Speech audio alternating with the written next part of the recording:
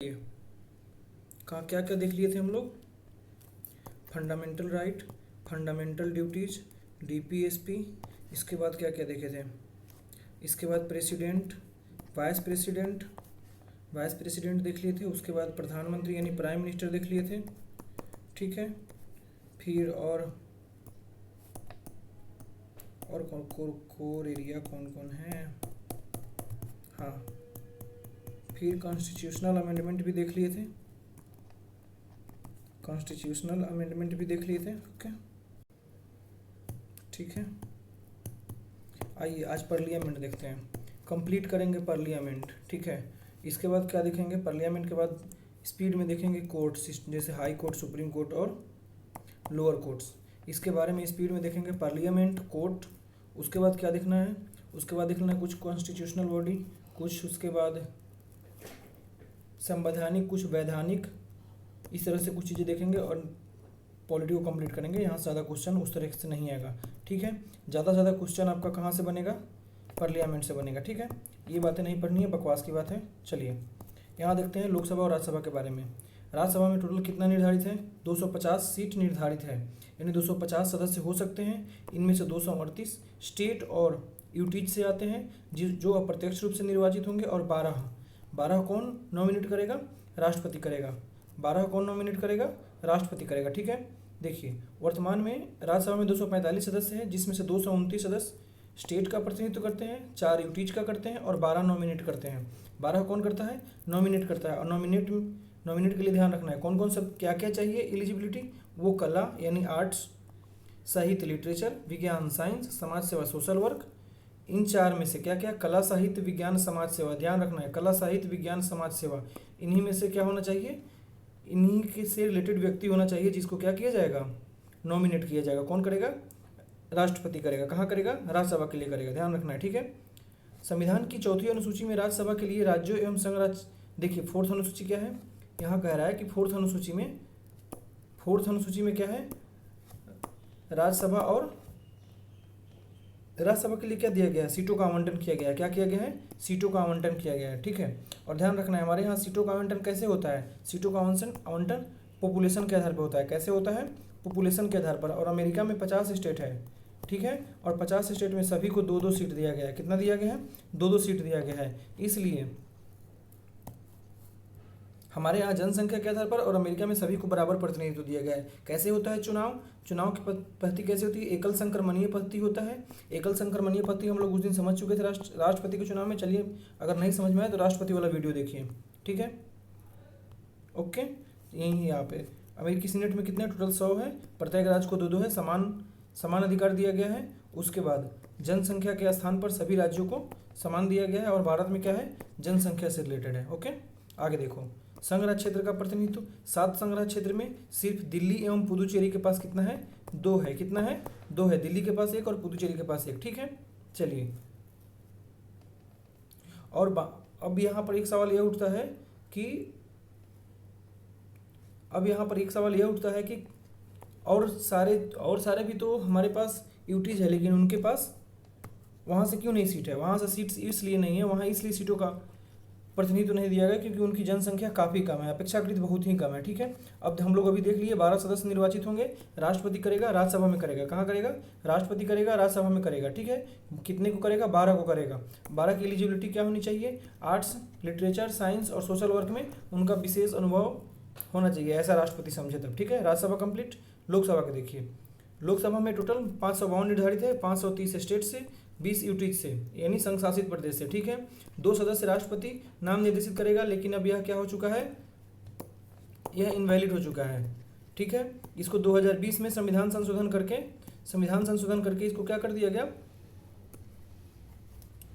हटा दिया गया एंग्लो इंडियन के लिए। ठीक, ओके, अब आपको बताना है कि कौन सा संविधान संशोधन हुआ था, कौन सा संविधान संशोधन से इसको खत्म किया गया। ओके, चलिए आगे देखिए। वर्तमान में लोकसभा के पास कितना है, 545 सदस्य है, 530 स्टेट से, 13 संघ शासित प्रदेश है। ठीक है, राज्यों का प्रतिनिधित्व कैसे होता है, प्रत्यक्ष निर्वाचन होता है, जिसको हम चुनते हैं। 18 साल से अधिक के व्यक्ति उनको वोट देते हैं, जिनका वोटर कार्ड बना होता है। ठीक है, 61वें संविधान संशोधन 1988 द्वारा मतलब वोट देने की उम्र को कितना कर दिया गया, 21 से घटाकर 18 कर दिया गया। उसके बाद उस 1988 से पहले कितना था, 1988 से पहले कितना था बताइए, 1988 से पहले 21 साल था, और 1988 में 61वें संविधान संशोधन करके कितना कर दिया गया, कितना कर दिया गया, 18 कर दिया गया। ठीक है, आगे देखिए।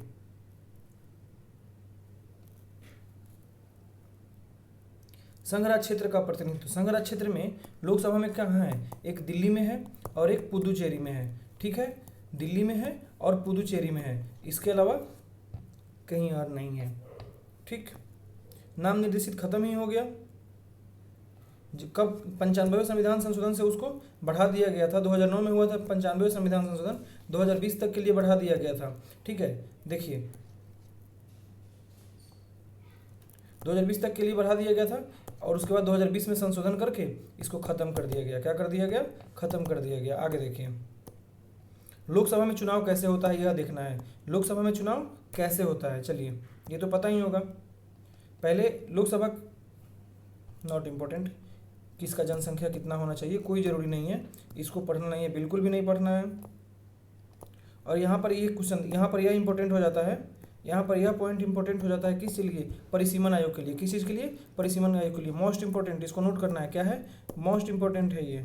यहाँ से क्वेश्चन आते रहता है, यूपीएससी में लास्ट ईयर ही पूछा था। ठीक, आगे देखिए इसमें क्या कहता है। इसमें कहता है प्रत्येक जनगणना की समाप्ति के बाद परिसीमन आयोग का गठन किया जाएगा। ठीक है, किस लिए किया जाएगा, राज्यों को लोकसभा में स्थानों का आवंटन, प्रत्येक राज्य के प्रादेशिक निर्वाचन क्षेत्र में विभाजन किया जाएगा। संसद को यह अधिकार है कि उसके लिए यह काम करे, परिसीमन आयोग का मतलब परिसीमन आयोग का गठन करे। ठीक है, ध्यान रखना है। अब तक कितने बार परिसीमन आयोग लागू हुआ है, अधिनियम बना है 1952 में, 1962 में, 1972 में और 2002 में। यही लास्ट ईयर यूपीएससी में पूछ दिया था कि अब तक 2 बार परिसीमन आयोग का गठन किया गया है, लेकिन यह बात गलत है। कितने बार किया गया है, 4 बार, 1952, 62, 72 और 2002। ठीक है, आगे देखिए 42वें संविधान संशोधन 1976 में राज्यों को लोकसभा में स्थान का आवंटन और प्रत्येक राज्य में प्रादेशिक निर्वाचन में विभाजन के लिए 2000 तक स्थिर कर दिया गया था। ठीक है, यानी 2000 तक क्या होगा, 42वें संविधान संशोधन से 2000 तक 1971 की जनसंख्या के आधार तक पर ही चला था। जब 42वें संविधान संशोधन हुआ था 1976 में, तो ऐसा कह दिया गया कि 1971 की जो जनसंख्या है उसी आधार पर 2000 तक सीटों का बंटवारा रहेगा। लेकिन फिर से जब 2000 आ गया तो फिर 2001 में क्या हुआ, संशोधन हुआ, संविधान संशोधन। कौन सा संविधान संशोधन, 84वां संविधान संशोधन, और कह दिया गया कि 2026 तक के लिए इसको बढ़ा दिया जाता है। कब तक के लिए, 2026 तक के लिए। ठीक है, आगे देखो, फिर 84वें संविधान संशोधन 2001 में जब होता है तो यह कह दिया गया कि 1991 की जनसंख्या के आधार पर ही अभी रहेगा। ठीक है,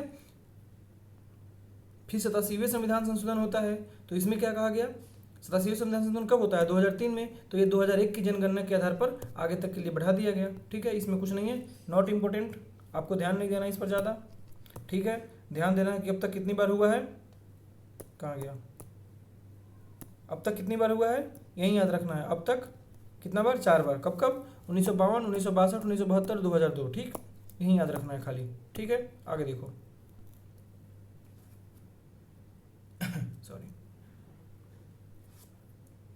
अनुसूचित जाति एवं जनजाति के लिए सीटों का आवंटन। ठीक है, अनुसूचित जाति एवं जनजाति के लिए सीटों का आवंटन not important for BPSC. Okay, अनुपातिक प्रतिनिधित्व अपनाने का ये कहा, एक रीजन बता रहा है, बिल्कुल भी नहीं पढ़ना है इसको। ये बता रहा है कि संविधान में देख लो एक बार, ये ऑप्शन में दे सकता है स्टेटमेंट वाइज।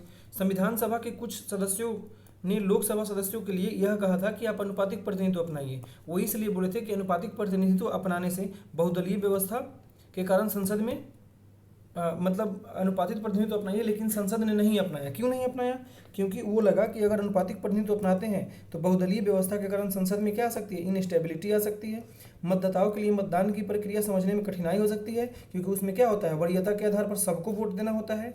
ठीक है, मतलब आप 3 आदमी हैं तो आपको यह बताना है कि किसको कितना प्रायोरिटी देते हैं। जिसको जितना प्रायोरिटी देंगे उसके आगे उस आधार पर 1 2 3 ऐसे लिखना होता है। ठीक है, चलिए आगे देखिए। इसके अलावा अनुपातिक प्रतिनिधित्व अपनाने के लिए निम्नलिखित दोष था। क्यों, क्योंकि यह काफ़ी खर्चीला है, उपचुनाव का कोई अवसर प्रदान नहीं करता है, मतदाता एवं प्रतिनिधियों के बीच आत्मीयता को कम करता है। फिर उसके बाद क्या कहता है, अल्पसंख्यक एवं सामूहिक हितों को बढ़ावा देता है। ठीक है, यह पार्टी व्यवस्था के महत्व को बढ़ावा देती है। इसलिए अब दोनों सदन की अवधि देख लेना है एक बार। राज्यसभा पहली बार कब स्थापित हुआ था? 1952 में। और यह निरंतर चलने वाली सभा है, यानी राज्यसभा का कभी विघटन नहीं होता है। यह एक अस्थायी संस्था है, ठीक है, इसका विघटन नहीं होता है, किंतु इसका 1/3 सदस्य, ध्यान रखना है, कितना सदस्य?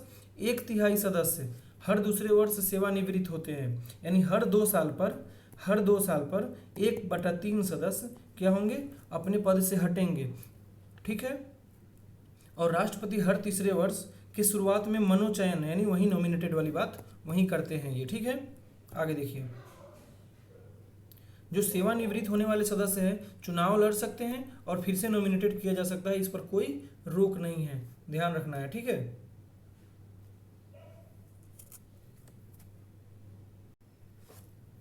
आगे देखिए,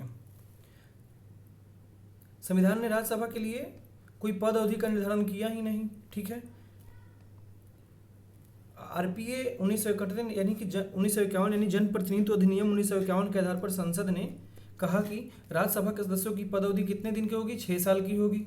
इस अधिनियम ने भारत के राष्ट्रपति को पहली बार राज्यसभा में चुनने सदस्यों को, नॉट इंपोर्टेंट, कितने साल की होगी, बस ध्यान रखना है 6 साल की होगी, ठीक है। सॉरी, लोकसभा की अवधि यह हमेशा चलने वाली संस्था नहीं है, प्रत्येक आम चुनाव के बाद हुई पहली बैठक से 5 वर्ष तक के लिए चलेगा, उसके पहले भी विघटित हो सकता है, ठीक है। राष्ट्रपति 5 साल से पहले भी विघटित कर सकता है और इसके खिलाफ न्यायालय में चुनौती नहीं दी जा सकती है। मोस्ट इंपोर्टेंट पॉइंट, अगर लोकसभा का विघटन 5 साल से कम पर होता है, 5 साल से कम पर होता है तो उसको क्या नहीं किया जा सकता है? न्यायालय में चुनौती नहीं दिया जा सकता है, ठीक है। आगे देखिए, लोकसभा की अवधि आपात की स्थिति में एक बार में 1 वर्ष तक बढ़ाई जा सकती है, लेकिन इसकी विस्तार किसी भी दशा में आपातकाल खत्म होने के 6 महीने से अधिक तक नहीं रह सकता है, ध्यान रखना है। हम लोग देखे थे इस बात को। मान लीजिए आपातकाल स्टार्ट हुआ 2025 में, ठीक है, 2025 के मई में क्या होता है? आपातकाल खत्म होता है। तो इसका मतलब है कि अगले 6 महीने कहने का मतलब क्या? नवंबर से ज़्यादा तक आप आपातकाल नहीं रख सकते, मतलब लोकसभा की आपात स्थिति को नहीं बढ़ा सकते हैं, ठीक है। संसद सदस्य के लिए एलिजिबिलिटी क्या होना चाहिए? आगे देखो, भारत के नागरिक हो, क्या होना चाहिए? भारत के नागरिक हो, वह चुनाव आयोग द्वारा, यह नहीं मतलब क्या होना चाहिए? भारत के संविधान के प्रति सच्ची आस्था और निष्ठा रखेगा। ऐसा कहाँ करेगा? वह शपथ लेगा, ध्यान रखना है। चुनाव आयोग द्वारा अधिकृत किसी व्यक्ति का, अब यही क्वेश्चन में दे देगा राष्ट्रपति, राज्यपाल, संबंधित राज्य के राज्यपाल या चुनाव आयोग, ऐसा नहीं करना है। चुनाव आयोग द्वारा अधिकृत किसी भी व्यक्ति के समक्ष क्या करेगा? शपथ लेगा। तो वो क्या होता है? जनरली जो जिला का निर्वाचन पदाधिकारी बनाया जाता है उसी के सामने शपथ लेता है। वह भारत की संप्रभुता एवं अखंडता को अक्षुण्ण रखेगा, ठीक है। उसे राज्यसभा में स्थान के लिए 30 वर्ष की आयु और लोकसभा में के लिए कितना होना चाहिए? 25 वर्ष की आयु होना चाहिए। उसके पास ऐसी और एलिजिबिलिटी होनी चाहिए जो संसद निर्धारित करे, ध्यान रखना है, ठीक है। आगे देखिए, एक बात होता है, अगर किसी व्यक्ति को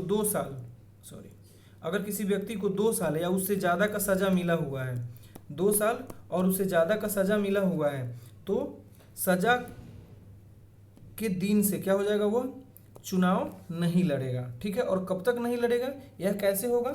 जब सज़ा काट लेगा उसके बाद आएगा तो नेक्स्ट 6 ईयर्स के लिए, नेक्स्ट सज़ा खत्म होने के, सज़ा जिस दिन से मिल जाएगा उस दिन से वह 2 साल तक, 2 साल से ज़्यादा का अगर सज़ा मिलता है और फिर 2 साल का मिलता है तो वह चुनाव नहीं लड़ेगा। और कब तक नहीं लड़ेगा यह कैसे डिसाइड होगा? जब वह सज़ा काट लेगा तो उसके बाद से अगले 6 साल तक के लिए वह चुनाव नहीं लड़ सकता है। That is most important of, ठीक है। इनएलिजिबिलिटी क्या कहता है?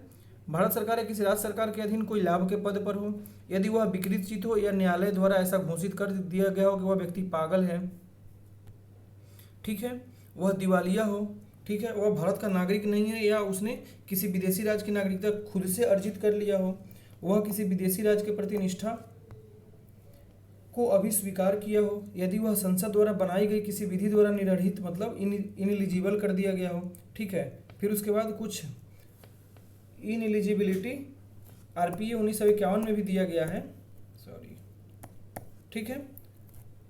क्या दिया गया है? वह चुनावी अपराध या चुनाव में भ्रष्ट आचरण के तहत दोषी करार दिया गया हो, वह निर्धारित समय के अंदर चुनावी खर्च का ब्यौरा ना दिया हो, ये सब समझ में आ जाएगी एग्जाम में, स्टेटमेंट में रहेगा तो, ठीक है, ध्यान रखना है। ओके, आगे देखो। अब दल बदल के बारे में कुछ नहीं समझना है। दल बदल कब आया था? 1985 में आया था। कब आया था? 1985 में आया था। 92वें संविधान संशोधन से आया था, ध्यान रखना है। 92वें संविधान संशोधन से दल बदल आया था, 1985 में आया था। दल बदल के कितने आधार है? दल बदल के 4 आधार है। कितने आधार है? दल बदल के 4 आधार है। क्या क्या है? अगर वह स्वेच्छा से उस जिस पार्टी से जीत कर आया है उस पार्टी के को त्याग देता है, जिस पार्टी से चुना गया है उस पार्टी को त्याग देता है, तो उस पर दल बदल लग जाएगा। यानी वो लोकसभा या राज्यसभा दोनों के अध्यक्ष या फिर जो सभापति होंगे वो उन पर दल बदल लगाएंगे और उस पार्टी से बर्खास्त कर देंगे, उस पार्टी पर उपचुनाव आगे किया जाएगा। ठीक है। अगर वह अपने राजनीतिक दल द्वारा दिए गए निर्देशों के विरुद्ध सदन में मतदान करता है, यानी व्हीप, जो हम लोग कई बार देख चुके हैं। ठीक है। अगर उस पार्टी का निर्देश है कि आपको वोटिंग करना है, कांग्रेस का निर्देश है कि आपको वोटिंग करना है कांग्रेस को, या फिर आरजेडी का निर्देश है कि आपको वोटिंग करना है महागठबंधन यानी कांग्रेस के उम्मीदवार को सपोर्ट करना है, फिर भी आप यदि बीजेपी के उम्मीदवार को सपोर्ट करते हैं तो आपको क्या किया जाएगा? आपको यहाँ पर इनएलिजिबल कर दिया जाएगा, यानी आपके ऊपर दल बदल लगेगा। ठीक है। लेकिन क्या कीजिएगा, ऐसी ऐसी बातें होती है। जैसे बिहार में ही देखिए, अभी कुछ दिन पहले हुआ था, लवली आनंद या फिर कोई थी, ऐसा कुछ नाम है उसका विधायक का, जो बीजेपी को जाकर वोटिंग कर दी थी विश्वास प्रस्ताव में, और आज तक स्पीकर तो उन्हीं का होता है। स्पीकर जब उन्हीं का होता है तो आज तक ऐसा कोई उन्होंने निर्णय लिया ही नहीं, और चीज़ें 2 साल होने जा रहा है। इसीलिए अभी कुछ दिन पहले ही हाई कोर्ट ने, सुप्रीम कोर्ट ने यह बात बोला था शायद कुछ करके, नहीं सुप्रीम कोर्ट ने इस पर कुछ नहीं बोला, वो राष्ट्रपति के लिए बिल को आरक्षित रखने पर बोला था। खैर उसको आगे देखेंगे, या फिर आएगा तो देखेंगे, वरना राज्यपाल वाले मामले में। ठीक है। आगे देखिए, अगर कोई निर्दलीय चुना गया है और किसी राजनीतिक पार्टी में शामिल हो जाएगा तो उसके ऊपर क्या लगेगा? दल बदल लगेगा। अगर कोई नॉमिनेटेड व्यक्ति है, 6 महीना के बाद, यही पॉइंट नोट करना है, 6 महीना के बाद, ध्यान रखना है, 6 महीने के बाद अगर किसी पार्टी की सदस्यता लेता है तो वह क्या होगा? दल बदल लगेगा। स्पीड में देखो क्या क्या में दल बदल लग सकता है। ठीक है। देखो,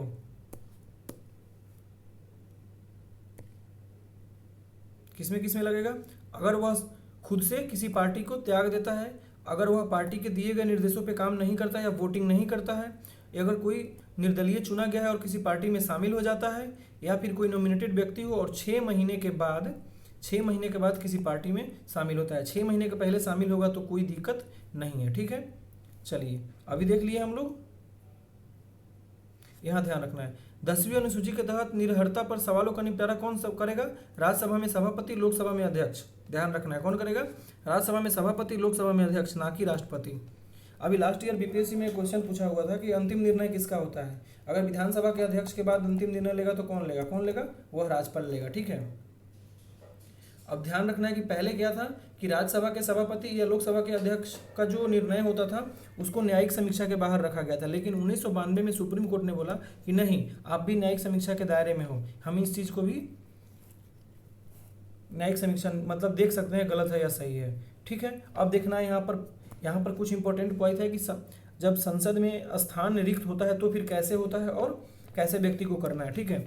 मान लो कोई व्यक्ति है, ठीक है, संसद में एक ही बार में 2 जगह से सदस्य तो नहीं हो सकता है, लेकिन देखो राहुल गांधी भी 2 जगह से लड़ता है, मोदी जी भी 2 बार से पहली बार लड़े थे, अटल बिहारी वाजपेयी भी 2-3 जगह से लड़े थे। ठीक है। इस तरह से क्या करना है, देखिए आरपी 1951 कहता है कि अगर कोई व्यक्ति संसद के दोनों सदन में चुन लिया जाता है तो 10 दिन के भीतर वह बताएगा कि किस सदन में रहना है और किस सदन में नहीं रहना है। अगर 10 दिन के भीतर वह नहीं बताता है यह बात, देखिए अगर 10 दिन के भीतर नहीं बताएगा तो राज्यसभा से सीट खाली हो जाएगा। कहाँ से होगा? कभी भी जो बड़ा होता है वहीं से हटाया जाता है, और राज्यसभा क्या है? अगड़ों का सदन है, बड़ी सदन है, इसलिए उसको राज्यसभा से उसकी सीट खाली हो जाएगी। अगर किसी सदन का सदस्य दूसरे सदन का भी सदस्य बन जाता है, यानी लोकसभा से भी हो जाता है, राज्यसभा से भी हो जाता है, तो पहले वाले सदन से अब उसका पद अपने आप रिक्त हो जाता है। जैसे देखो, अगर कोई लोकसभा में पहले से है, राज्यसभा का चुन लिया जाता है, तो कहाँ से खत्म हो जाएगा? लोकसभा से खत्म हो जाएगा। वहीं यदि राज्यसभा से है, लोकसभा में चुन लिया जाता है, तो कहाँ से खत्म हो जाएगा? राज्यसभा से खत्म हो जाएगा। ऐसे इसको देखना है। ठीक है। आगे देखो, अगर कोई व्यक्ति एक ही सदन में 2 सीट पर चुनाव जीत जाता है तो स्वेच्छा से किसी एक सीट को खाली करने का अधिकार है, अन्यथा दोनों सीटें रिक्त हो जाएगी। यहां पर क्या था?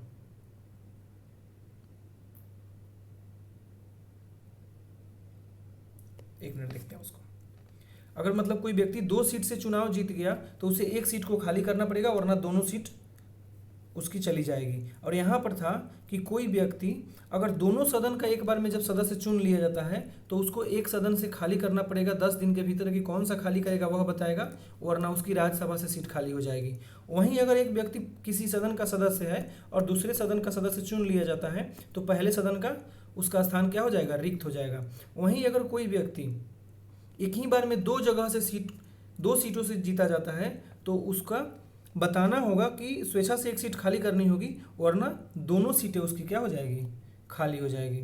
इसी प्रकार देखिए, कोई व्यक्ति एक ही समय संसद या राज्य विधानमंडल के किसी सदन का सदस्य नहीं हो सकता है एक ही समय में, ना ही वह पार्लियामेंट का रहेगा, चाहे लोकसभा या राज्यसभा, या फिर विधानमंडल विधानसभा या फिर विधान परिषद, एक बार में नहीं रहेगा। उसे क्या करना होगा, उसे 14 दिन के भीतर बताना होगा भाई कि हम इस सीट को खाली करेंगे, विधानमंडल की सीट को खाली करेंगे।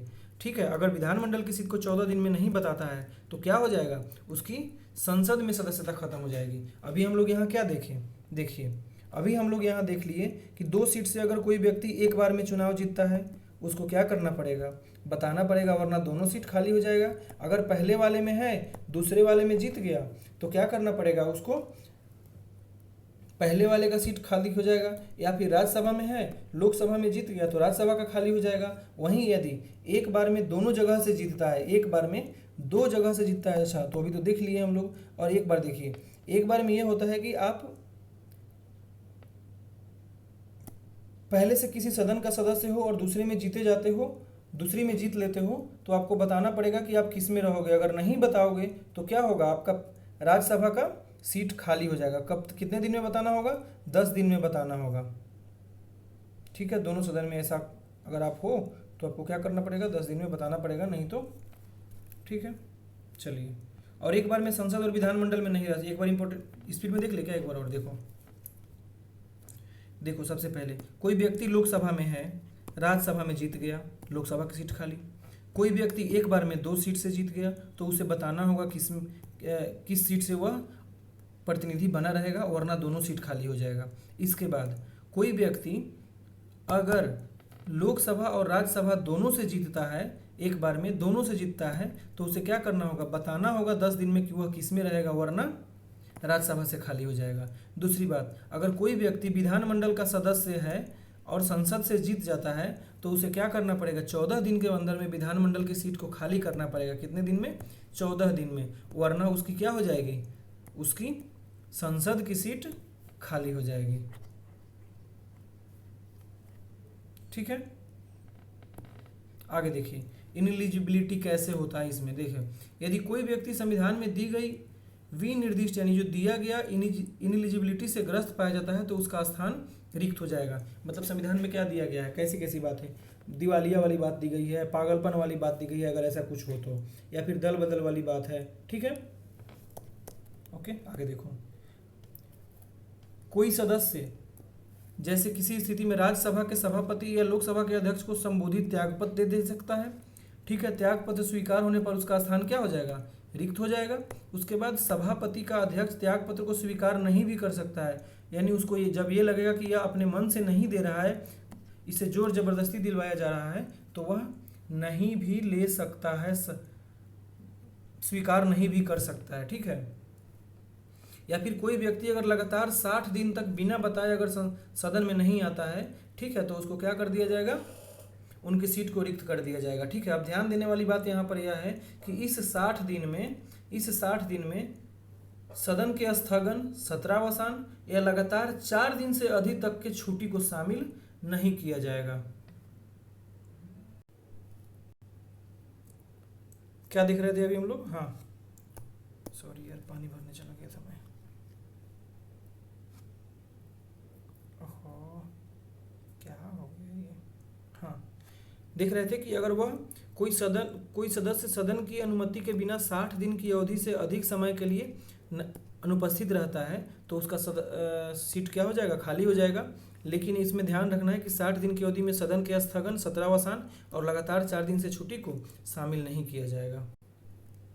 आगे देखिए, अदर कोई अगर स्थिति ऐसी, इसके अलावा कोई और अन्य स्थिति बनता है तो और क्या है, यदि न्यायालय यदि न्यायालय उनके उस व्यक्ति के चुनाव को इनवैलिड कर दिया गया हो, सदन द्वारा निष्कासित किया गया हो, वह राष्ट्रपति उपराष्ट्रपति के लिए चुन लिया जाता हो, ठीक है। उसके बाद यदि उसे किसी राज्य का राज्यपाल बना दिया जाता है, ऐसी स्थिति में उसकी सीटें क्या हो जाएगी, खाली हो जाएगी।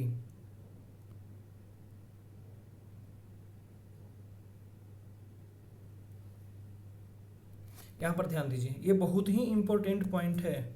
इस बार तो यूपीएससी में यहाँ से आने की बहुत ही ज़्यादा चांस है। देखिए बीपीएससी में भी आ सकता है, क्योंकि लास्ट ईयर यहाँ से देखिए दल बदल से वह क्वेश्चन पूछ चुका है। जब दल बदल से क्वेश्चन पूछा है तो उसके अंदर भी घुस सकता है। इस बात को ध्यान रखना है हमेशा। अगर कोई इनएलिजिबल व्यक्ति संसद से निर्वाचित होता है, ठीक है, तो संविधान की किसी प्रक्रिया द्वारा उसके चुनाव को अगर अमान्य या इनवैलिड या जीरो जो भी कर दिया जाता है, तो इस मुद्दे को आरपीए 1951, एक तो ध्यान देना है 1951 स्टेटमेंट में क्या दे देगा, आरपीए 1950, लेकिन 1951 के तहत इसके अंतर्गत उच्च न्यायालय रिलेटेड स्टेट के ओनली हाई कोर्ट, कौन, point to be noted, only high court not supreme court, only high court में ही अमान्य ठहराया जा सकता है। और जो असंतुष्ट व्यक्ति होगा अपील करेगा कहाँ, सुप्रीम कोर्ट में, ठीक है। कहाँ पर, केवल और केवल हाई कोर्ट, केवल और केवल हाई कोर्ट में ही ऐसा चीज़ें हो सकता है। वह अगर ऐसा कुछ होता है तो ऐसे मुद्दे को कहाँ सुलझाया जाएगा, आरपीए 1951 द्वारा वह याचिका दायर कर सकता है, कहाँ पर, हाई कोर्ट में, और उसको अपील कहाँ करेगा, सुप्रीम कोर्ट में। कहाँ करेगा, सुप्रीम कोर्ट में करेगा। Point confirm. चलो आगे देखो,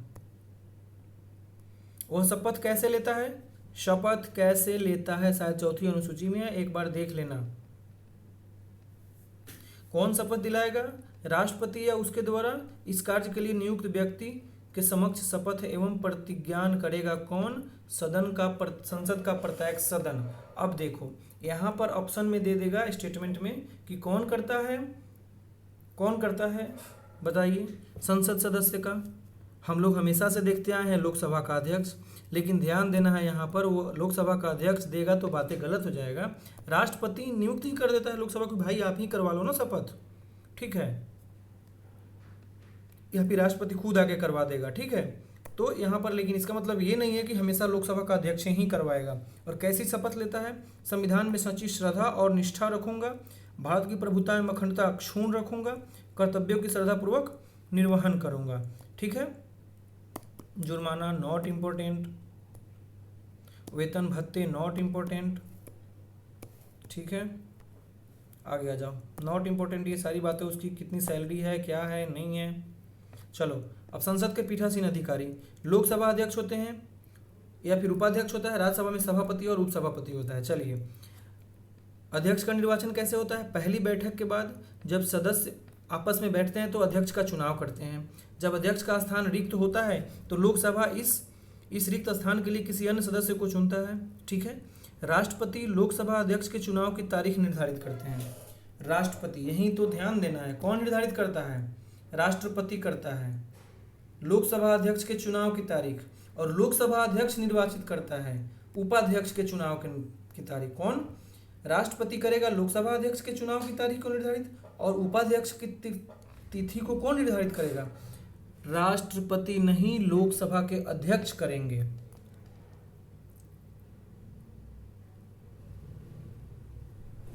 लोकसभा का पद हमेशा मतलब मान के चलो कि वह अपने पद पर हमेशा के लिए बना ही रहता है जब तक कि खाली ना हो जाए। लेकिन अगर किसी विशेष परिस्थिति में खाली हो, कैसे, वह सदन का सदस्य नहीं रहे, ठीक है, दल कुछ भी लग जाए वगैरह वगैरह की बातें जो भी हो, अभी हम लोग ऊपर देख चुके हैं। यदि वह उपाध्यक्ष को अपना त्यागपत्र दे दे, यदि लोकसभा की तत्कालीन समस्त सदस्य बहुमत मतलब वो 50% से ज़्यादा उसे पद से हटाए, ऐसा संकल्प तब तक प्रस्तावित नहीं किया जाएगा जब तक कि 14 दिन की सूचना ना दी जाए। और जब उनका संकल्प जब विचाराधीन हो हटाने के लिए, तो वह अध्यक्ष नहीं होगा, वह लोकसभा में बोलेगा, कार्यवाही में भाग लेगा। ऐसी स्थिति में उसे वोट देने का भी अधिकार होगा, वोट देगा, अपने लिए वोट देगा, लेकिन जब वही वोट बराबर हो जाएगा तो उसको वोट देने का अधिकार नहीं है। कौन देगा, जो चेयर कर रहा होगा पर उस समय लोकसभा को, ठीक है। उनकी शक्ति और कार्य क्या क्या है, कहाँ से दिया जाता है, उनकी शक्ति कहाँ से मिलता है, संविधान से मिलता है, लोकसभा के प्रक्रिया एवं कार्य संचालन नियम से और संसदीय परंपरा से। अब देख लीजिए उनका काम क्या क्या है, यहाँ पर देख लीजिए एक बार। संसद की कार्यवाही ये सब क्या करेगा, विधि के साथ करवाएगा। उनका निर्णय ही वहाँ पर क्या होता है, अंतिम होता है। किसका निर्णय, उसका ही निर्णय अंतिम होता है। ठीक है, सदन के भीतर भारत का संविधान, लोकसभा की प्रक्रिया, कार्य संचालन सबका क्या होता है, अंतिम व्याख्याकार होता है। कहाँ, सदन के भीतर। और बाहर संविधान का अंतिम व्याख्याकार कौन होता है, सुप्रीम कोर्ट होता है। ठीक है, आगे देखो। अध्यक्ष का कर्तव्य होगा कि गणपूर्ति, गणपूर्ति का मतलब होता है कि सदन की संख्या का 10वां भाग, 1/10 अगर रहेगा तभी सदन चलेगा, वरना नहीं चलेगा।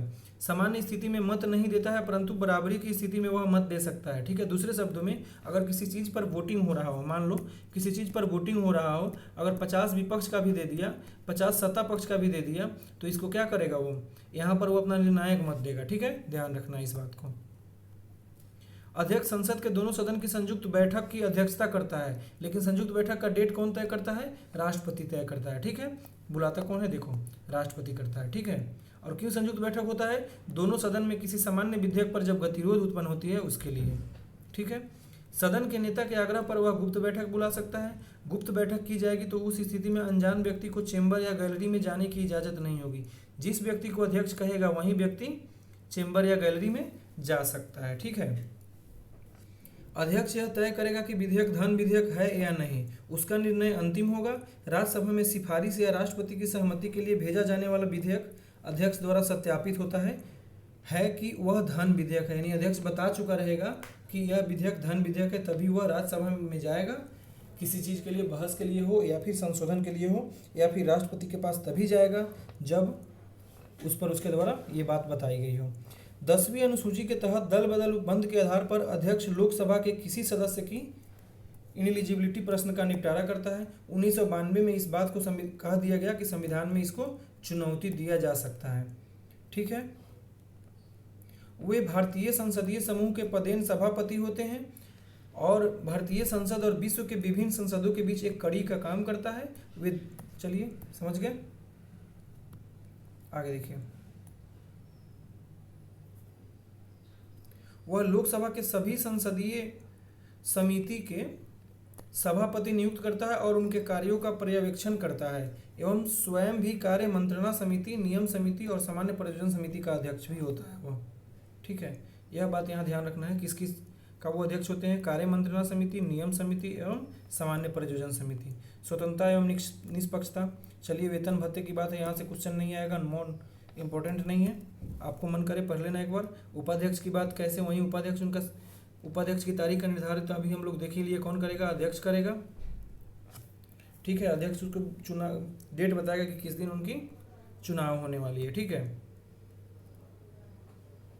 वो अपने पद से कैसे हट सकता है, जैसे अध्यक्ष हटता था, कैसे 14 दिन की उनको पूर्व सूचना दी जाएगी कि आपको संकल्प पारित करके हटाया जा रहा है। अध्यक्ष को क्या करे, अपना त्याग पत्र दे दे या फिर सदन का सदस्य ही ना रहे। ठीक है, फिर अध्यक्ष का सारा काम वही है, अध्यक्ष का सारा काम वही है, उपाध्यक्ष का सारा काम वही है जो अध्यक्ष का है।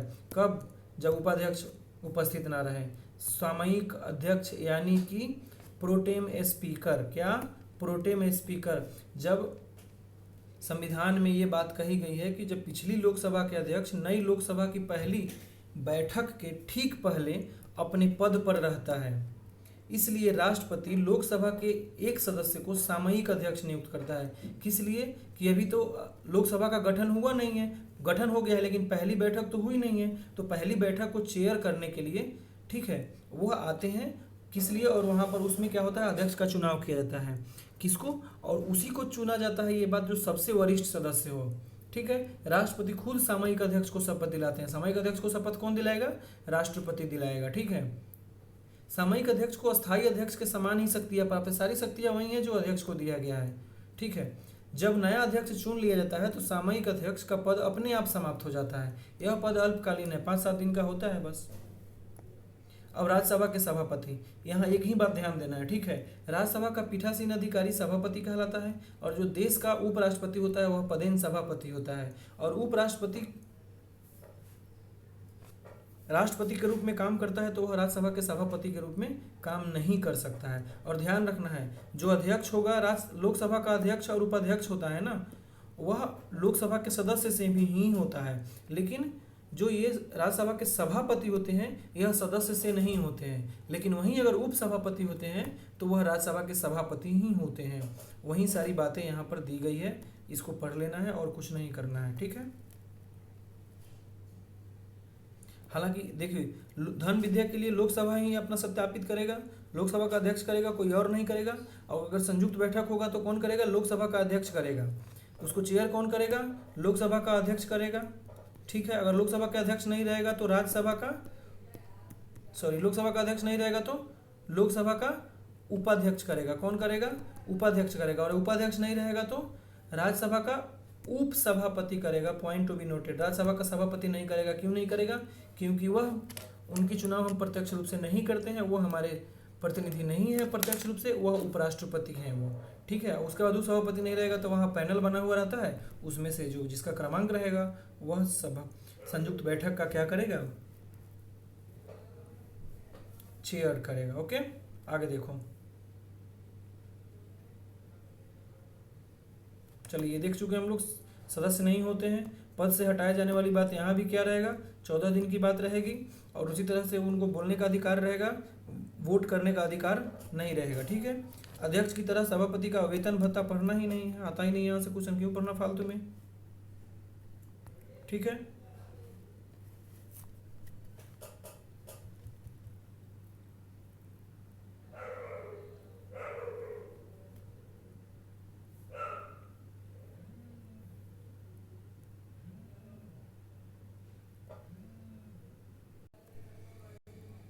चलिए, ये सब जो लोकसभा के जैसे होते हैं वहीं सारे राज्यसभा का इनका होता है, उनकी तालिका भी वहीं, जो अगर अब्सेंट रहेगा तो कौन भाग लेगा, ठीक है।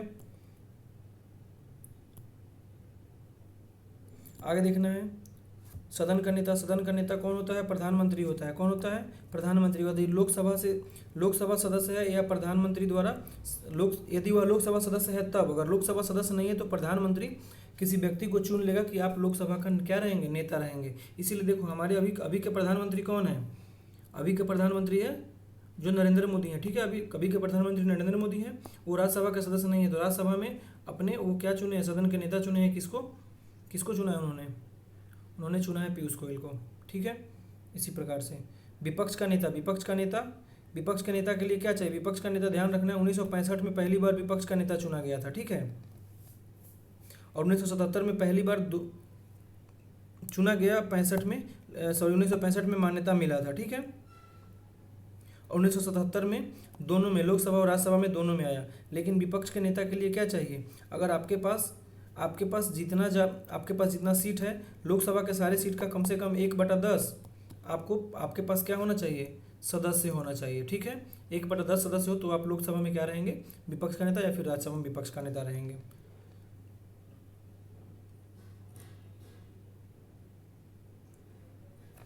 एक पॉइंट है यहाँ पर, ब्रिटिश राजनीतिक व्यवस्था में एक व्यवस्था है शैडो कैबिनेट। शैडो कैबिनेट विपक्षों द्वारा बनाया गया है और वह सरकार के समानांतर ही चलाया जाता है और चीज़ें वहाँ पर उनको सपोर्ट की जाती है। व्हीप का मतलब हम लोग देख चुके हैं कि कोई पार्टी है, अपना वो व्हीप क्या करता है? बनाता है कि हाँ, आप देखिए कौन किसको वोट दे रहा है, नहीं दे रहा है, आपको यही चीज़ें करना है, ठीक है।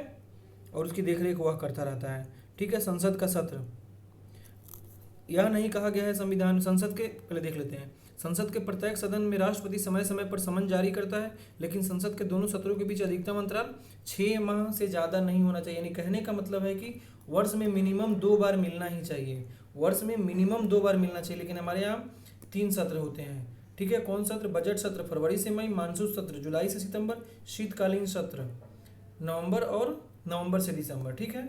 ऐसे सदन का स्थगन देखिए, स्थगन कैसे होता है?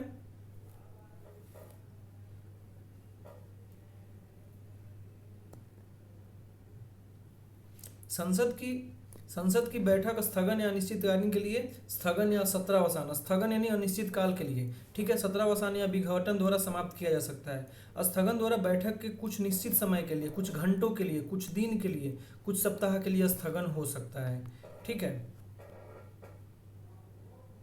देखिए, स्थगन और सत्रावसान का मतलब क्या हो गया? स्थगन को मतलब कि यह बैठक को समाप्त करता है, ना कि सत्र को। और सत्रावसान सत्र को समाप्त करता है। मानसून सत्र खत्म हो गया, शीत सत्र खत्म हो गया, ग्रीष्म सत्र खत्म हो गया, इस तरह से। और स्थगन में क्या होता है, पीठासीन अधिकारी द्वारा स्थगन किया जाता है, लेकिन सत्रावसान कौन करेगा, राष्ट्रपति सूचित करेगा। ठीक है। और स्थगन होता है कि किसी विधेयक या सदन में विचाराधीन काम पर असर नहीं डालता है, स्थगन होता है तो। ठीक है, क्योंकि वही काम दोबारा फिर से जब बैठेगा सदन तो आ जाएगा, लेकिन सत्रावसान में इन सारी चीज़ों पर क्या होता है, असर पड़ता है और फिर से दोबारा आने पर नोटिस दिया जाता है। ठीक है। अनिश्चित काल के लिए स्थगन जब होता है। ठीक है, चलिए ये सारी बातें नहीं देखना है, आप अब देख तो लिए। जब सदन बिना बताए स्थगित कर दिया जाता है तो अब उसे किस दिन आहूत किया जाएगा, अनिश्चित काल के लिए स्थगित के पहले से बताया नहीं जा रहा है। सत्रावसान का मतलब समझ ही गए अभी हम लोग। ठीक है। अब देखो यहाँ पर ये बहुत ही इंपॉर्टेंट है, ये बहुत ही इंपॉर्टेंट है। ठीक है। जब लोकसभा को विघटित किया जाता है तो इसके सारे कार्य जैसे विधेयक हो गया, प्रस्ताव, संकल्प, नोटिस, याचिका, ये सब समाप्त हो जाते हैं। उन्हें नवगठित लोकसभा में दोबारा लाना जरूरी है। ठीक है। यद्यपि जीर्ण लंबित विधेयक और सभी लंबित आश्वासन जिनकी जांच सरकारी आश्वासन संबंधी समिति द्वारा की जानी होती है, लोकसभा के विघटन पर क्या होते हैं, समाप्त नहीं होते हैं। ये सब समाप्त नहीं होंगे, बाकी समाप्त हो जाएंगे। समाप्त होने वाले विधेयक में जैसे की बात है, देखिए ये इस पर कैसे असर पड़ेगा। जैसे विचाराधीन विधेयक जो लोकसभा में है, चाहे वह लोकसभा से आया हो या राज्यसभा से आया हो, जो कोई भी विधेयक जब सदन का ये क्या हो जाता है, सत्रावसान हो जाता है, तो विधेयक जो लोकसभा से आया हो या राज्यसभा से, अगर लोकसभा में विचाराधीन है तो वो खत्म हो जाएगा। ठीक है। लोकसभा में पारित हो गया हो किंतु राज्यसभा में विचाराधीन हो, लोकसभा में पारित हो, राज्यसभा में विचाराधीन हो, फिर भी लोकसभा के सत्रावसान पर ये खत्म हो जाता है। ऐसा विधेयक जो दोनों सदन में असहमति के कारण पारित नहीं हुआ हो, राष्ट्रपति ने विघटन होने से, लोकसभा का विघटन होने से पूर्व ही क्या कर दिया हो, दोनों सदन की संयुक्त बैठक बुला ली हो, तो वह विधेयक क्या होगा, समाप्त नहीं होगा। और ऐसा विधेयक जो राज्यसभा में विचाराधीन हो लेकिन लोकसभा द्वारा पारित ना हो, यानी कहने का मतलब राज्यसभा से ही स्टार्ट है, राज्यसभा में भी विचाराधीन है, तो क्यों खत्म होगा, होगा ही नहीं। फिर ऐसा विधेयक जो दोनों सदन द्वारा पारित हो, ऐसा विधेयक जो दोनों सदन द्वारा पारित हो, राष्ट्रपति की स्वीकृति के लिए विचाराधीन हो, समाप्त नहीं होता है। जैसे दोनों सदन तो पारित कर दिया और राष्ट्रपति के पास चला गया, तो क्यों खत्म होगा, बताओ जरा। ऐसा विधेयक जो दोनों सदन द्वारा पारित हो गया हो, राष्ट्रपति पुनर्विचार के लिए लौटा दिया गया हो, लौटाया हो, तो समाप्त नहीं होगा। चलो इसको आराम से एक बार देखते हैं, ये काफ़ी इंपॉर्टेंट है। ठीक है। किसी भी एग्जाम के लिए पीसीएस हो या फिर यूपीएससी हो, यहाँ से क्वेश्चन आना ही है। ठीक है। जैसे देखो, लोकसभा का जब विघटन होता है, क्या होता है, लोकसभा का विघटन, तो कोई विधेयक जो लोकसभा में विचाराधीन हो, कहाँ हो, लोकसभा में ही विचाराधीन हो, और कहाँ से आया हो, राज्यसभा से आया हो या फिर लोकसभा का लोकसभा में ही रहा हो, तो वो क्या हो जाएगा, खत्म हो जाएगा विघटन होने पे। ठीक है।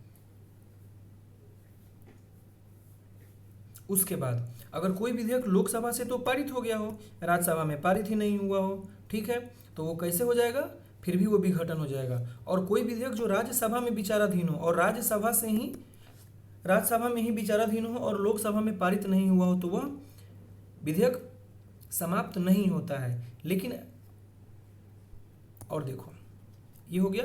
उसके बाद अगर कोई ऐसा विधेयक हो जो दोनों सदन में असहमति के कारण संयुक्त बैठक जब बुला ली जाती है, दोनों सदन से पास हो गया हो, दोनों सदन से पास हो गया हो और संयुक्त बैठक बुला ली गई है, तो वह खत्म नहीं होगा।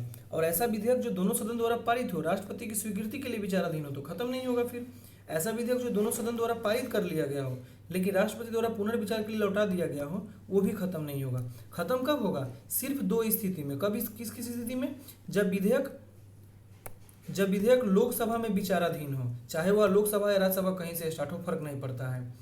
लोकसभा में तो पास हो गया हो किंतु राज्यसभा में पास नहीं हुआ हो, यानी विचाराधीन हो। ठीक, ऐसे वो खत्म हो जाएगा। ठीक है। गणपूर्ति हम लोग देख चुके, 1/10 सदस्य, मतदान की बात नहीं करनी है। ठीक है। संसद की भाषा क्या हो सकती है, हिंदी और अंग्रेजी में भाषण दे सकता है, लेकिन पीठासीन अधिकारी के कहने पर वह अपने अदर भाषा में भी मतलब वो बोल सकता है। ठीक है। लेकडम सत्र, लेकडम सत्र का मतलब क्या होता है, यह इंपॉर्टेंट है, पूछ सकता है। लेकडम सत्र का मतलब निम्नलिखित में से क्या है। ठीक है। नई लोकसभा के गठन से पूर्व वर्तमान लोकसभा का अंतिम सत्र होता है। जो अभी मान लो अभी 18वीं चल रहा है, तो 19वीं जो 18वीं का सबसे लास्ट होगा उसी को क्या बोलेंगे, लेकडम सत्र बोलेंगे।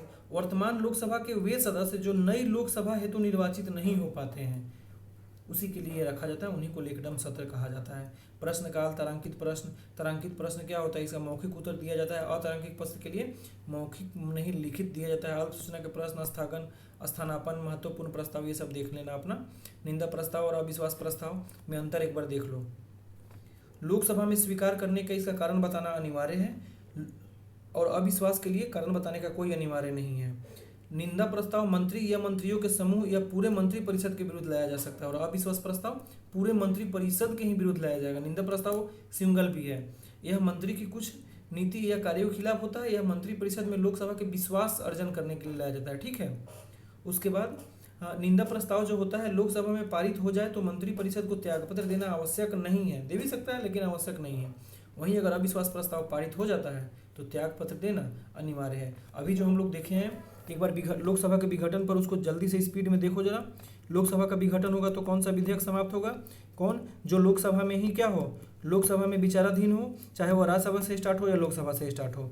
लोकसभा से पारित हो गया हो, राज्यसभा में विचाराधीन हो, वो भी क्या हो जाएगा, समाप्त हो जाएगा। वहीं अगर राष्ट्रपति के पास गया हो तो समाप्त नहीं होगा, ठीक है। उसके बाद वो विधेयक के लिए संयुक्त बैठक बुला लिया गया हो, संयुक्त बैठक का डेट घोषित कर दिया गया हो तो भी समाप्त नहीं होगा, ठीक है। राष्ट्रपति उसको पुनर्विचार के लिए भेज दिया हो तो भी समाप्त नहीं होगा, ठीक है। समाप्त दो ही स्थिति में होगा। किस किस स्थिति में होगा, यदि लोकसभा में ही हो और लोकसभा में विचाराधीन हो, चाहे वह लोकसभा से आया हो या राज्यसभा से हो।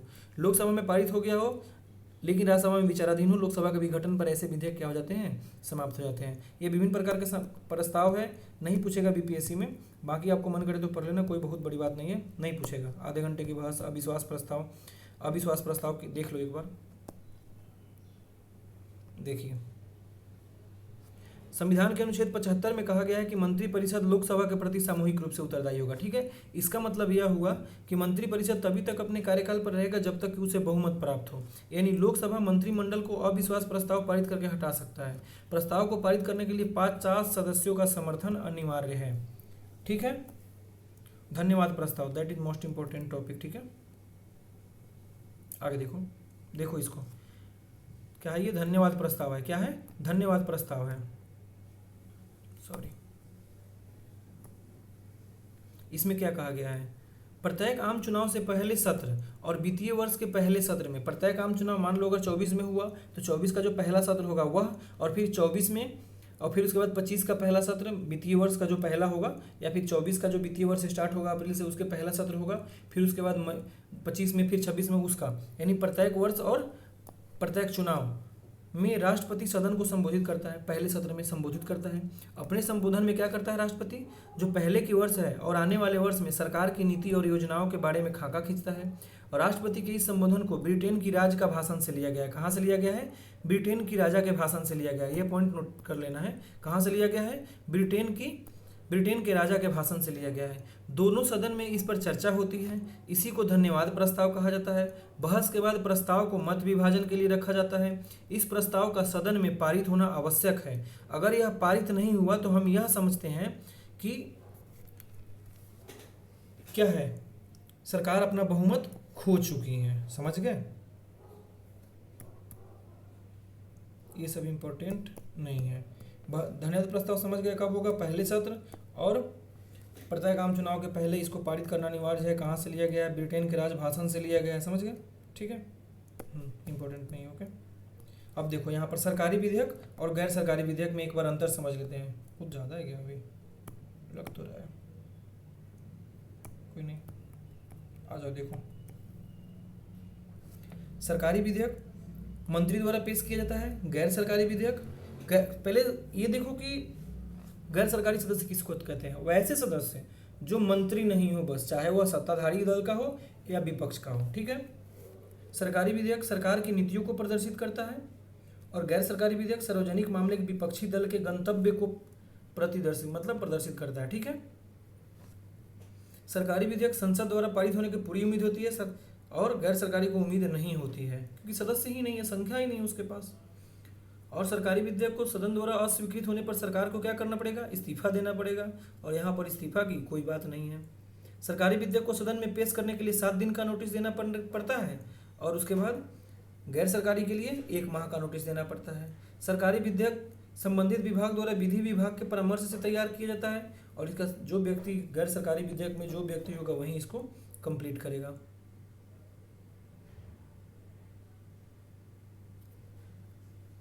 एक बात यहाँ पर यह है कि जो गैर सरकारी संकल्प होगा वह संकल्प गैर सरकारी सदस्य द्वारा लाया जाएगा। इस पर बहस केवल वैकल्पिक शुक्रवार एवं दोपहर के बाद के बैठक में की जाएगी। कब? शुक्रवार एवं दोपहर के बाद की बैठक। ठीक है, सरकारी संकल्प देख लीजिए, संवैधानिक संकल्प विधायक। ठीक है, विधायिक प्रक्रिया, साधारण विधेयक देख लिए। साधारण विधेयक वित्तीय विषयों के अलावा अन्य सभी विषयों से संबद्ध विधेयक साधारण विधेयक कहलाता है। धन विधेयक, इसमें क्या होता है? वित्तीय विषय जैसे करारोपण, लोक व्यय इत्यादि से क्या होता है? यह संबंधित होता है। ठीक है, वित्त विधेयक का मतलब होता है ये विधेयक भी मतलब वित्तीय विषय से ही रिलेटेड है, परंतु धन विधेयक से अलग है। थोड़ा देखते हैं, आगे परिभाषा देखेंगे।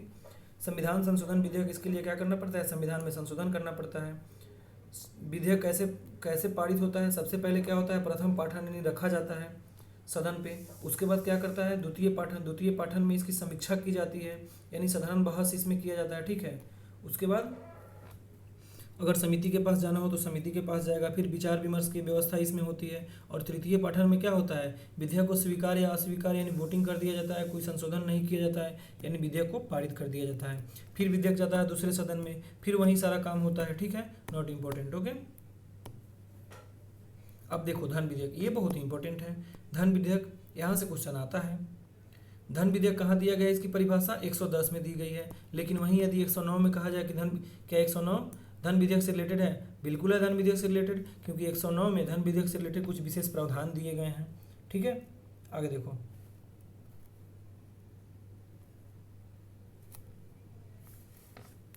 एक 110 में धन विधेयक से संबंधित परिभाषा दिया गया है। क्या है? किसी कर का अधिरोपण, उत्सादन, परिहार, परिवर्तन या रेगुलेशन। ठीक है, रेगुलेशन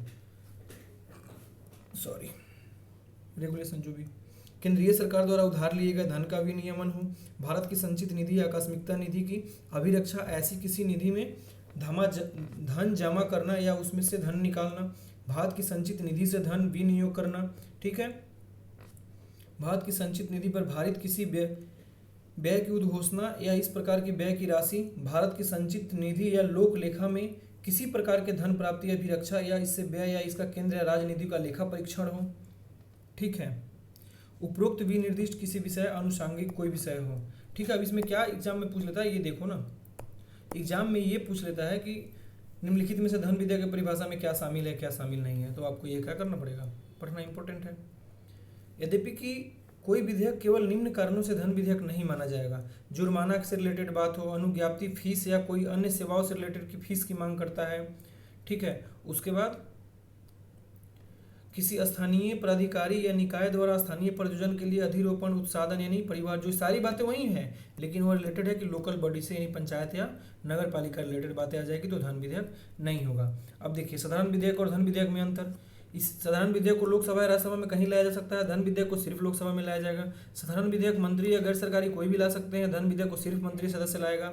साधारण विधेयक बिना राष्ट्रपति के संस्तुति के पूर्व स्थापित हो जाता है, लेकिन धन विधेयक में इस राष्ट्रपति की पहले उनकी संस्तुति लेना अनिवार्य है इसे। और देखिए साधारण विधेयक को राज्यसभा द्वारा संशोधित या अस्वीकृत किया जा सकता है, लेकिन धन विधेयक में ऐसा कुछ नहीं है, सिर्फ वह सुझाव दे सकता है।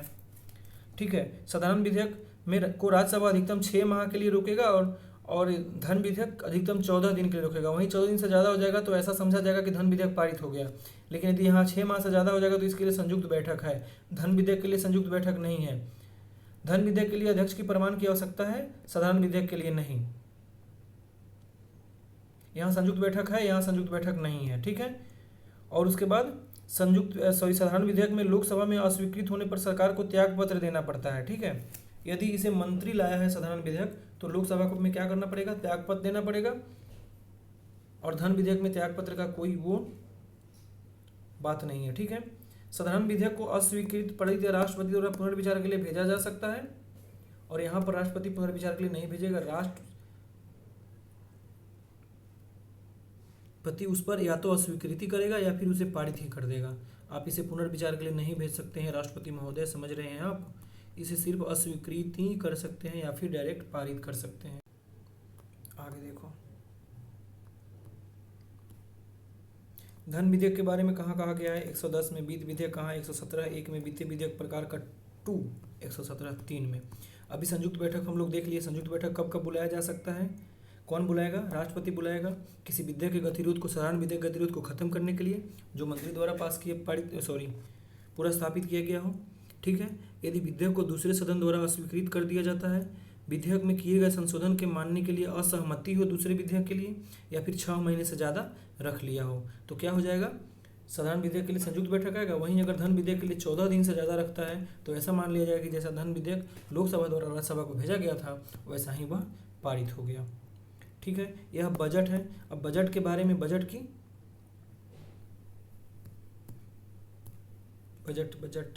यहाँ से एक ही क्वेश्चन आता है। रेल बजट को आम बजट से कब अलग किया गया? 1921 में। फिर ठीक है,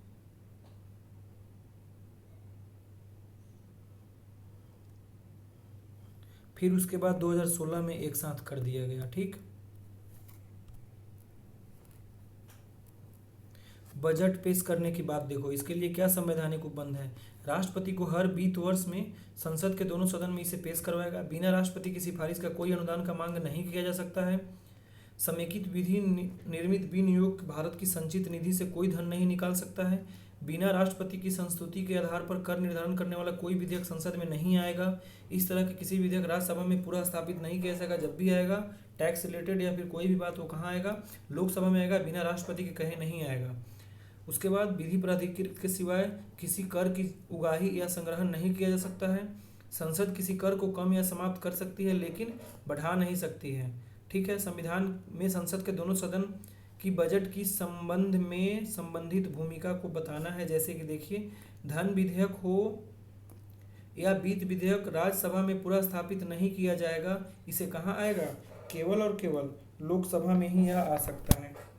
एक मिनट, माइक कहाँ गया? ओके, चलो।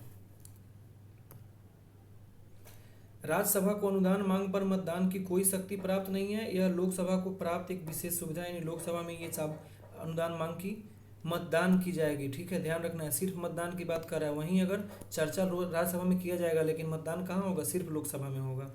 राज्यसभा को 14 दिन में धन विधेयक लोकसभा को लौटा देना होता है। अगर ऐसा नहीं करेगा तो माना जाएगा कि लोकसभा जैसे विधेयक को भेजा था वैसे ही पास हो गया।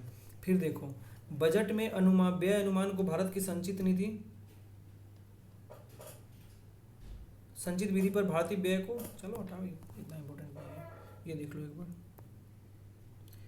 कंसोलिडेटेड फंड ऑफ इंडिया, क्या भारत की संचित निधि पर जो चार्ज किया गया खर्च संसद में मत के लिए प्रस्तुत नहीं किया जाएगा। यानी इस पर वोटिंग नहीं होगी। किस पर? कंसोलिडेटेड फंड ऑफ इंडिया पर। किस? Consolidated fund of India. देखो, चलो कोई नहीं, आ जाओ। अब भारतीय व्यय, जैसे कि जो भारत की संचित निधि है कंसोलिडेटेड फंड ऑफ इंडिया, उस पर किसका वेतन भत्ता है? जैसे राष्ट्रपति का हो गया, उपराष्ट्रपति, लोकसभा अध्यक्ष, राज्यसभा के उपसभापति, लोकसभा के उपाध्यक्ष, उच्चतम न्यायालय के न्यायाधीश के वेतन एवं भत्ते, उच्च न्यायालय के न्यायाधीश को मंडलीय पेंशन, उच्च न्यायालय के न्यायाधीश को रुपया कहाँ से दिया जाता है? राज्य के संचित निधि से दिया जाता है। ठीक है। उसके बाद भारत के CAG का वेतन भत्ता। ठीक है सॉरी, UPSC के अध्यक्ष एवं सदस्यों के वेतन, उच्चतम न्यायालय, भारत के नियंत्रक एवं महालेखा परीक्षक कार्यालय के, संघ लोक सेवा आयोग के कार्यालय के प्रशासनिक व्यय सब कहाँ से दिए जाते हैं? कंसोलिडेटेड फंड ऑफ इंडिया से। ऐसे ऋण भार जिनका दायित्व भारत सरकार पर है वो सब कहाँ आएंगे? इसी में आएंगे। ठीक है। फिर उसके बाद किसी न्यायालय या मध्यस्थ अधिकरण के निर्णय, डिक्री, पंगर की तुष्टि के लिए भी जो भाग होगी, जो राशि होगी, संसद द्वारा विहित कोई अन्य व्यय भी होगा तो भी। अब देखना है कि पारित होने की क्या प्रक्रिया होती है बजट। सबसे पहले बजट को प्रस्तुत किया जाता है। ध्यान रखना है कितने स्तर से गुजरता है? 6 स्तर से।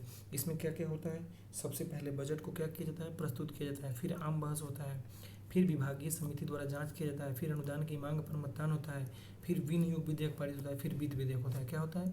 सबसे पहले बजट को प्रस्तुत किया जाएगा, फिर आम बहस होगा उस पर, फिर विभागीय समिति द्वारा जांच किया जाएगा, जिस विभाग का होगा सारे समिति विभाग द्वारा, ठीक है। फिर अनुदान की मांग पर मतदान की जाएगी, फिर विनियोग विधेयक पारित किया जाएगा, फिर वित्त विधेयक को पारित किया जाएगा। समझ गए? आगे देखो, ये सब जरूरी नहीं है, कटौती कटौती फटौती कोई जरूरी नहीं है, कोई जरूरी नहीं है, नॉट इम्पोर्टेंट दोस्त।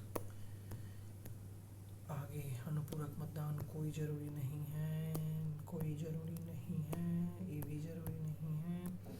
ये सारे कहाँ जाएंगे? वित्तीय शक्ति एवं कार्य किस चीज़ का है, ये किस चीज़ का है, कोई जरूरी नहीं। आगे आ जाइए, किस चीज़ का है भाई? ये लोकसभा के कुछ कार्य हैं जो आपको पता है क्या है, ठीक है। विचार विमर्श का सर्वोच्च इकाई है, ठीक है। राज्य विधानसभा की स्वीकृति से विधान परिषद की समाप्ति, इन सारी चीज़ों का वो काम करता है, ठीक है। न्यायिक काम क्या क्या है देखिए, संविधान के उल्लंघन पर राष्ट्रपति को हटाएगा, उपराष्ट्रपति को पद से हटाएगा संसद का, लेकिन उपराष्ट्रपति में राज्यसभा के लिए ज़्यादा जरूरत होती है, और राज्यसभा में आता है, लोकसभा को सिर्फ सपोर्ट कर देना होता है, ठीक है। उसके बाद सीजेआई को, उच्चतम न्यायालय के मुख्य न्यायाधीश एवं उच्च न्यायालय के न्यायाधीश, मुख्य चुनाव आयुक्त सीएजी को हटाने के लिए राष्ट्रपति को क्या करेगा, ये सिफारिश करेगा। वह अपने सदस्यों एवं बाहरी लोगों को इसकी अवमानना या विशेषाधिकार का उल्लंघन जब करेगा तो क्या करेगा, उस पर उसको दंड कर सकता है। राज्यसभा की स्थिति देख लिए हैं। राज्यसभा कहाँ, देखो राज्यसभा और लोकसभा की स्थिति कहाँ कहाँ बराबर है ये देखना है, कहाँ कहाँ बराबर है यही देखना है। यहाँ पर देखो, विधेयक जब सामान्य विधेयक को लाना हो तो कहीं भी लाया जा सकता है, संवैधानिक संशोधन कहीं भी लाया जा सकता है, वित्त विधेयक जिसमें भारत की संचित निधि का व्यय शामिल हो उसको भी कहीं लाया जा सकता है, ठीक है। राष्ट्रपति का निर्वाचन एवं महाभियोग किसी भी सदन में लाया जा सकता है। उपराष्ट्रपति का निर्वाचन और पद से हटाया जाना, राज्यसभा उपराष्ट्रपति को अकेले हटाने की पहल कर सकती है, उसे राज्यसभा के विशेष बहुमत संकल्प को पारित करके लोकसभा के सामान्य बहुमत चाहिए केवल, समझ गए। और देखो, राष्ट्रपति को उच्चतम एवं उच्च न्यायालय के न्यायाधीशों, मुख्य निर्वाचन आयुक्त और लोक लेखा नियंत्रक को हटाने की सिफारिश करेगा। क्या करेगा, इसको हटाने की सिफारिश करेगा। फिर आगे देखो, राष्ट्रपति द्वारा अध्यादेश की स्वीकृति देना, राष्ट्रपति द्वारा घोषित तीनों प्रकार के आपातकाल की स्वीकृति देना, ठीक है। ये सारी काम क्या है, इन दोनों का इक्वल काम है, तो इक्वल काम तो समझ में आ जाएगा। आगे देखो, कहाँ पर जहाँ इक्वल काम नहीं है, इक्वल काम कहाँ नहीं है, जैसे कि धन विधेयक किसको अधिकार है, लोकसभा को। राज्यसभा क्या करेगा, उस पर चर्चा करेगा, लोकसभा में ही लाया जाएगा, लोकसभा के अध्यक्ष ही उसको मुहर मारेगा, ठीक है। राज्यसभा धन विधेयक को अस्वीकृत या संशोधित नहीं कर सकता है, 14 दिन के भीतर उसको लौटाना होगा, वरना नहीं लौटाया तो फिर समझ जाएंगे कि वैसे ही पास है, ठीक है। फिर देखो, लोकसभा राज्यसभा की सिफारिश को स्वीकार या अस्वीकार कर सकती है, दोनों मामलों में इसे सदन द्वारा स्वीकृत माना जाएगा। लोकसभा राज्यसभा के सिफारिश को स्वीकार या अस्वीकार कर सकती है, ठीक है। आगे देखिए, वित्त विधेयक अकेले 110 का मामला नहीं है, इसे सिर्फ लोकसभा में पूरा स्थापित किया जा सकता है, लेकिन इसे पारित करने के मामले में दोनों सदन की शक्ति है। क्या, आगे देखो, कोई विधेयक धन विधेयक है या नहीं इसको कौन बताएगा, लोकसभा का अध्यक्ष ही बताएगा। दोनों सदन की संयुक्त बैठक की अध्यक्षता कौन करेगा, लोकसभा का अध्यक्ष ही करेगा। संयुक्त बैठक में लोकसभा की संख्या ज़्यादा होती है, इसीलिए यहाँ पर लोकसभा का क्या हो जाता है, ज़्यादा दबदबा होता है। राज्यसभा सिर्फ बजट पर चर्चा कर सकती है, अनुदान की मांग पर वोट नहीं करेगा, ठीक है। राष्ट्रीय आपातकाल समाप्त करने का संकल्प कहाँ, लोकसभा द्वारा ही पारित किया जा सकता है। उसके बाद राज्यसभा विशेष अविश्वास प्रस्ताव पारित कर मंत्रिपरिषद को नहीं हटा सकती है, क्योंकि मंत्रिपरिषद सामूहिक रूप से किसके प्रति, लोकसभा के प्रति उत्तरदायित्व होती है, ठीक है। राज्यसभा में सिर्फ चर्चा किया जाएगा। और राज्यसभा की विशेष शक्तियाँ क्या होती है, 249 के तहत राज्य सूची के विषय पर कहेगा कि संसद को आप कानून बनाओ। फिर उसके बाद 312 के तहत ऑल इंडिया सर्विस के लिए को बनाया जा सकता है यहाँ से, ठीक है। चलिए अब यहाँ पर ये जो आगे का जो टॉपिक है